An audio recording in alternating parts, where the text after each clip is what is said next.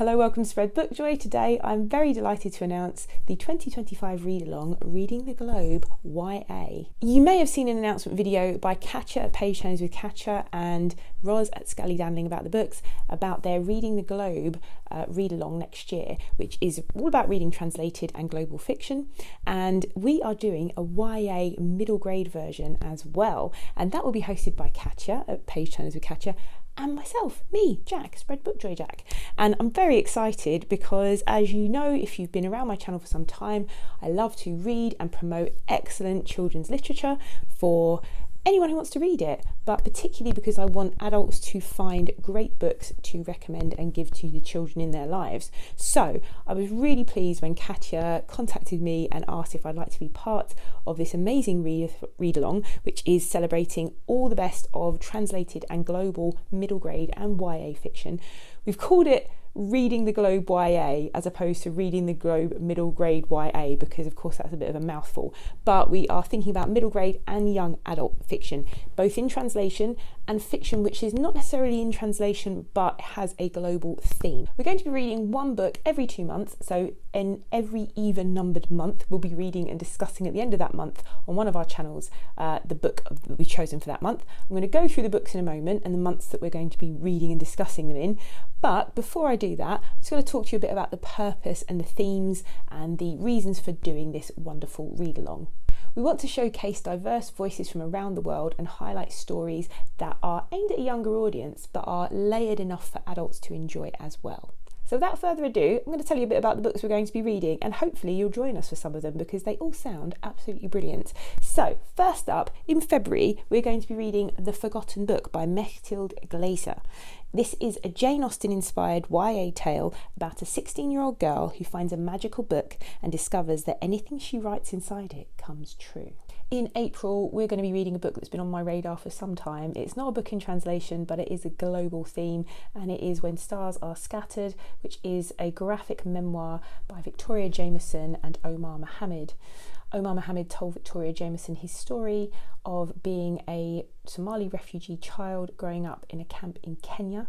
And when he was given the opportunity to go to school, he wants to grab it, but it means leaving his young non-verbal brother alone every single day.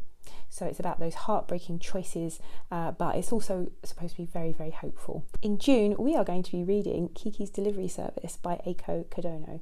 This is most famous from the adaptation by Studio Ghibli, which is a wonderful film, and if you've never seen it, I urge you to go and watch it. But this is what the blurb has to say.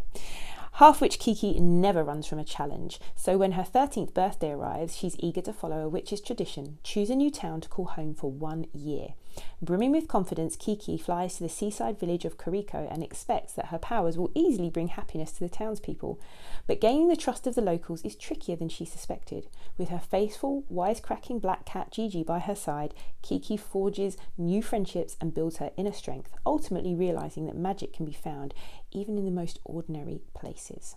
In August, we are going to be reading a book by Cornelia Funke, and no, we are not reading Inkheart. We are going to be reading the first in her Mirror World series, which is called Reckless, and this is what it's about. Ever since Jacob Reckless was a child, he has been escaping to a hidden world through a portal in his father's abandoned study. Over the years, he has made a name for himself as a finder of enchanted items and buried secrets. He's also made many enemies and allies. Most important, Fox, a beautiful shape-shifting vixen whom Jacob cares for more than he lets on. But life in this other world is about to change. Tragedy strikes when Jacob's younger brother Will follows him through the portal. Brutally attacked, Will is infected with a curse that is quickly transforming him into a Goyle, a ruthless killing machine with skin made of stone. Jacob is prepared to fight to save his brother, but in a land built on trickery and lies, Jacob will need all the wit, courage and reckless spirit he can summon to reverse the dark spell before it's too late.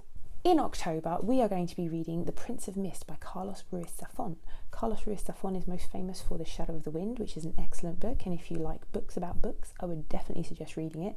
But this is the first in a YA series called the Niebla series, and it was Carlos Ruiz Zafón's first published book in Spain. So, what is it about?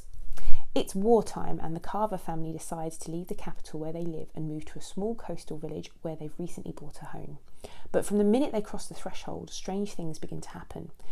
In that mysterious house there still lurks the spirit of Jacob, the previous owner's son, who died by drowning. With the help of their new friend Roland, Max and Alicia Carver begin to explore the suspicious circumstances of the death and discover the existence of a mysterious being called the Prince of Mist, a diabolical character who has returned from the shadows to collect on a debt from the past. Soon the three friends find themselves caught up in an adventure of sunken ships and an enchanted stone garden which will change their lives forever, which sounds suitably spooky for October and spooky season. In December, we will be reading Moomin Papa at Sea by Tove Jansson. I don't think I need to introduce the Moomins to anyone in the UK or Europe, especially people in the UK who are over a certain age, and I do see constant Moomins merchandise everywhere, so I'm assuming lots of people who may not have seen them on TV like I did when I was young have seen and understood and know what the Moomins are. So Moomins are little shy creatures that live in the forests of Finland, and I've never read a Moomins book, so I'm looking forward to this very, very much. So Moomin Papa is all at sea because he's feeling a little lost. So this is what the book is about. He's feeling at a loss and has no idea what to do with himself because it seems everything has already been done. So he takes his family off to start a new life in a lighthouse on a tiny rocky island far out to sea. It's rather quiet and lonely at first, but as they begin to explore their unusual surroundings, the Moomins discover some funny and surprising new things about themselves. From what I know, Tove Jansson's writing, especially the books about the Moomins, is very whimsical, but also it can be quite melancholy and reflective. And so I'm really looking forward to reading this instalment in the Moomins books. Not that I've read any of the others, but I think it will just be a delightful way to end the year. If the descriptions of those books wasn't enough to tempt you, then maybe have a little think as well about the fact that we can explore quite deep and often heartbreaking and disturbing themes through YA and middle grade books, but with that safety of it being told to a younger audience and through a young person's perspective. And that offers us the room to explore these things without the danger of some of the horror of adult fiction, which is one of the reasons that lots of adults like to read middle grade and YA. Actually, you get some depth and profound emotion without the fear or the darkness that you can sometimes get in adult fiction. And I think the topics and the range of themes and books and styles of books that we've selected make this appropriate for a wide range of reader and a wide age range as well. So we also want to celebrate translation and global fiction in general. We want to celebrate the fact that we can reach across communities and cultures, and that these beautifully written and carefully translated books are helping to connect communities around the world. Katja has set up a Discord server for anyone so inclined to chat on Discord. I am not the biggest fan of Discord. It doesn't necessarily work for me, but I will pop in there from time to time to see what's going on. But Katja will be really active on there, and she has dedicated channels, I believe they're called, for each of the books under discussion. You can also come and join us for live shows. So we will be having live show discussions about each book at the end of each reading month.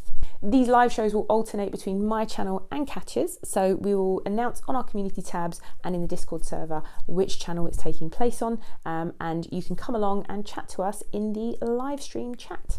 If you have any reading social media channels and you're taking part as well, we would love it if you would share what you're doing with the hashtag ReadingTheGlobeYA. And if we are on those channels, we will come and take a look at it. We'll definitely see it if it's on YouTube.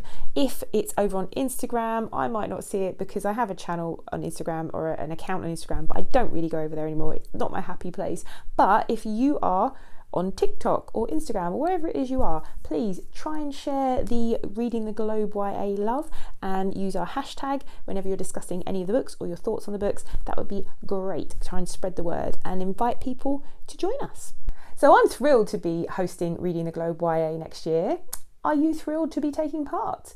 If you are, let me know in the comments which book you're most excited for. Join the Discord server if you're so inclined. Go over and subscribe to Katja if you are not already, and you will get updates from on her channel and on my channel about what's going on, when the live streams are, etc, etc. Maybe go over and check out her video on the translated fiction they're doing for the adult Read the Globe, and go and check out Roz's channel at Scully Dabbling About the Books and subscribe to her, just because she's fabulous anyway. You should subscribe to both of these people, they're wonderful, and hopefully I will see you again here soon. Bye.